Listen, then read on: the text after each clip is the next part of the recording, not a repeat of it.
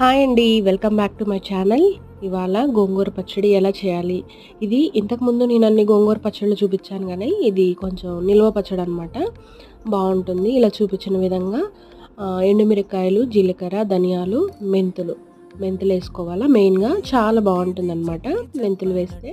ఇలా మనం గోంగూరని కడిగి పెట్టుకొని, ఒక జల్లెడలో వేసి బాగా నీళ్ళన్నీ ఒడిచేదాకా మనం ఏందంటే ఇలా చేసుకోవాలనమాట. ఇంకా ఆరబెట్టుకుంటే ఎక్కువ రోజులు నిల్వ ఉంటుందనమాట పచ్చడి. బాగా డ్రై అయిపోయేంత వరకు. అది నిలవ పచ్చడి ఎక్కువ రోజులు ఉంటుందనమాట. బూజు పట్టదనమాట.